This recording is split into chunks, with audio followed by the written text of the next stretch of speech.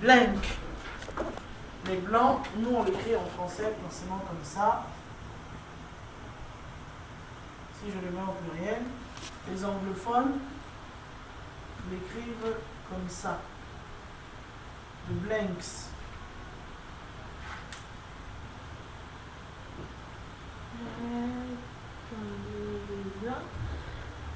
Combien les blancs, on a dit, je pense, combien les blancs, c'est les zones d'ombre.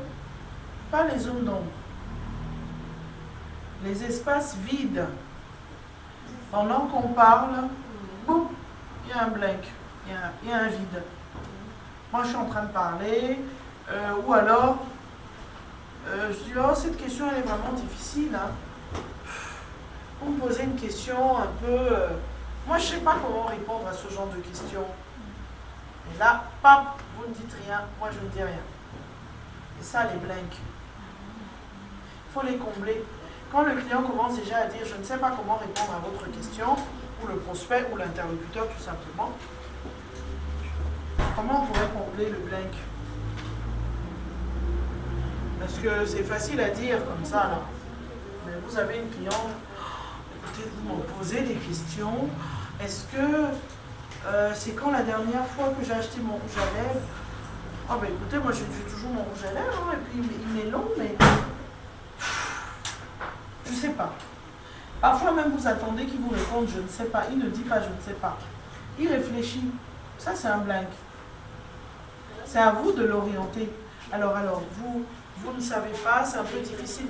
Non, c'est pas que je ne sais pas, mais en fait je réfléchis, je ne sais pas comment je pourrais vous répondre de manière vraiment précise. Parce que votre question est pertinente. C'est vrai que je ne la suis jamais posée comme question. Alors qu'est-ce que je pourrais vous répondre? Alors, là, vous devez rebondir dessus. C'est pour ça, nous, les chargés de clientèle, on doit toujours rebondir. On doit anticiper tout ce... Ou parfois, votre question ne m'intéresse pas. Vous pouvez me passer une autre question? Est-ce que vraiment vous posez la question pour que ça l'intéresse? Non. C'est vous que ça intéresse de poser la question. Posez pas la question pour que ça l'intéresse. Mais il faut rebondir à ça. Alors la question ne vous intéresse pas. Bah, en fait, on pose cette question pour que nous puissions vraiment cerner. C'est une question quand même que vous êtes emmené à répondre parce que vous allez nous aider dans l'élaboration de notre produit. Alors je peux peut-être vous la poser autrement. Est-ce que vous avez comblé le blank? Parce que plus vous êtes en train de combler le blanc là, plus vous-même vous réfléchissez déjà à la façon dont vous pouvez reformuler la question. D'accord? C'est ça l'importance de combler les blanks. Alors si on récapitule, on a dit être sûr de soi, avoir l'attention de son interlocuteur, personnaliser l'argumentaire phonime, être dynamique et positif, écouter l'interlocuteur,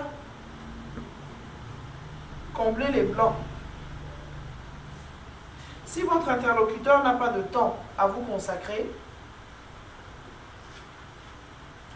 ou si l'interlocuteur n'a pas de temps à consacrer à l'argumentaire phonime, il faut lui proposer un rendez-vous téléphonique. Elle fait partie ou il fait partie de la liste des gens que vous devez appeler. Donc même lui, là, il va être soumis au sondage téléphonique. Qu'il le veuille ou non.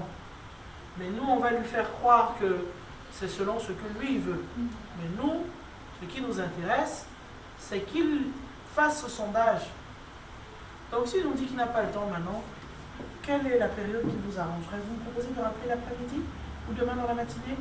Non, même pas demain. Demain, je serai absent. Et écoutez, en fin de semaine, vendredi, c'est mieux, d'accord? À partir de 10h. Vous verrez, je ne vous prendrai pas tout votre temps. En 10 minutes, en général, grosso modo, nous aurons terminé. D'accord? Je vous remercie de m'accorder du temps. Hop, on prend congé de lui. En sachant que vendredi, il s'est engagé à répondre à notre sondage téléphonique. D'accord? Argumenter l'efficacité d'un argumentaire téléphonique, d'un argumentaire phonique.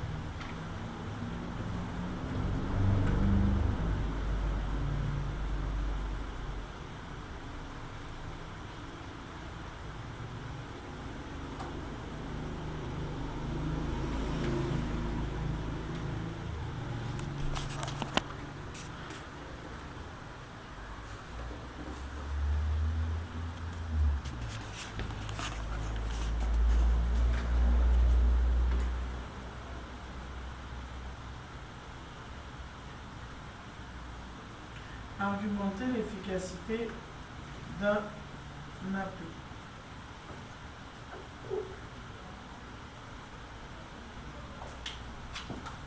Et là, on va faire notre fameux tableau. Pour qu'un argumentaire phonique soit efficace, il faut savoir gérer toutes les situations.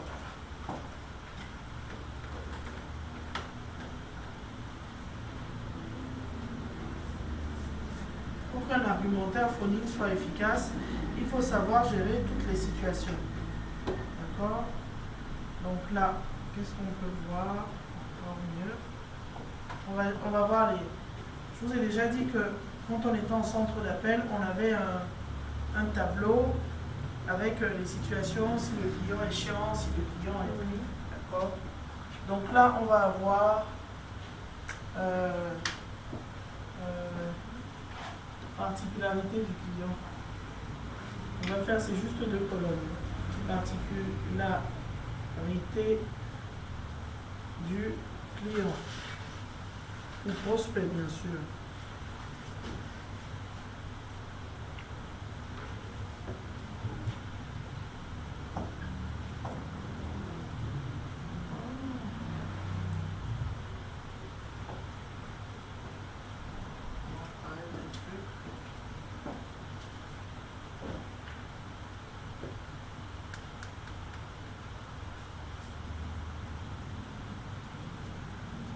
Et ici, on peut dire, comment on peut l'appeler?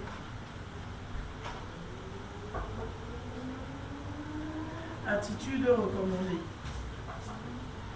selon les situations.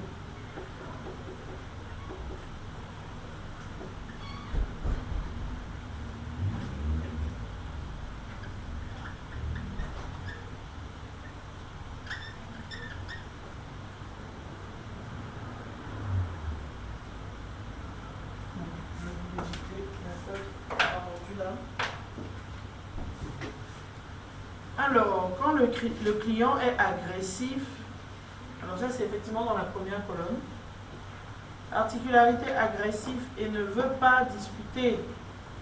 Ben, dis donc, pourquoi il a décroché le téléphone alors?